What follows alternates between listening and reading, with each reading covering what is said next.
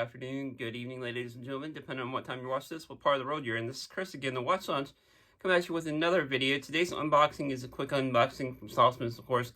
My good friend Rich over at Saltzman's was kind enough to send in another piece, guys. I'm pretty excited about this piece, as you can tell, because it is the Breitling Navitimer. It's one I've wanted to check out for a while. Now, I've tried one on wrist before. No wristwatch check because I did cheat. I got a little excited, and I do have the stepwatch on my wrist. I will show you the box and everything when it comes in the package and everything as well as the watch. Show you my first impressions, guys. But I'm not afraid to admit it. I am a Breitling fanboy. As you do know, I do love that Endurance Pro they just came out with, as I got to review that for a while. That will probably end up in my collection at some point, as well as the Super Ocean Heritage 2. I missed that piece, so I will definitely get a 42mm version in it. And one of these Navitimers will, once I do obtain the funds, will definitely go in and be added into the collection, guys and gals, just because the Navitimer is such a classic. And I can see why it's such a classic after having held it. Now, I've tried it on at the local AD, but it's nothing like having it in hand and getting to experience it for at least a week or so, just to be able to gather my thoughts on it, see my likes and my dislikes on it. Now, this particular version I would probably not get. I would definitely get the other version, but I'll tell you once I got the desktop and show you the box and everything in question, guys. Here is the said box, guys and gals. Now, this one is, I believe this is their sample for the AD for people to try on, so it probably comes with a little bit more from the factory, guys. This is a pretty cool box. As you know, Breitling's known pretty well for the packaging, guys. I'll take the outer shell. I'll show you what the inner shell looks like. And of course, you have that famous Breitling travel case. Pretty cool travel case. I have one similar to it on my Super Ocean Heritage. That's one thing Breitling does really well is packaging. Sorry about the hang tag, guys. It's as you know, I'm wearing the watch. But yeah, here's the packaging. That shell, like I said, pretty cool travel case, little leather travel case. As you can see, genuine leather, guys. Definitely pretty cool piece. You see the Breitling logo there, the flying bee, the famous or infamous Breitling bee. Like I said, pretty cool little travel pouch for you watch. You can throw this in your suitcase, wherever, your bag, whatever you take with you traveling. As this is in the GMT version, guys, I do seem to be getting a lot of GMTs in the channel lately, which is pretty cool. They sent out that tag, which was pretty cool to check out.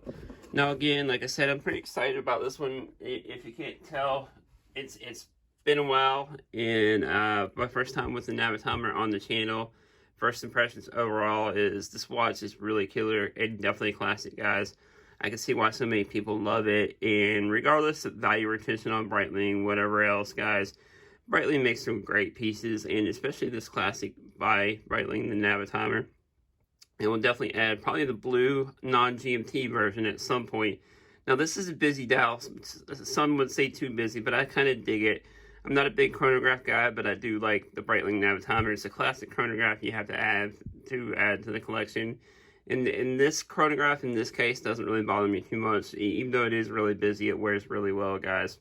And I'll have to check. I believe this may be the 43mm. Correct me if I'm wrong down there. It might be a little bit bigger. I will show you what it looks like next to Ernst Benz. Of course, look for a full review of this guy coming soon, as I do have to send it back to Ernst Benz. But the only negative so far I see on this is the clasp. It's a little bit hard to get off.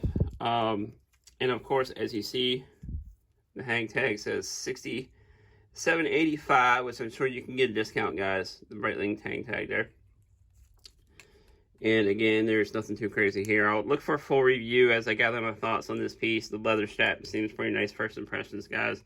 Again, really excited. I can't hold my containment on this one because definitely been looking forward to getting one of these on the channel for a while now.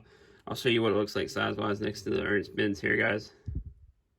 And the Breitlings are kind of like Seikos, as in they don't wear really big or as big as their specs might state they would wear, guys. If that makes sense. Like I said, I had the 44mm Super Ocean Heritage 2, and it wore really well on my wrist. Now, I do have a 7.5-inch wrist just for reference, guys, so you guys can see what it looks like on my wrist here whenever I showed you.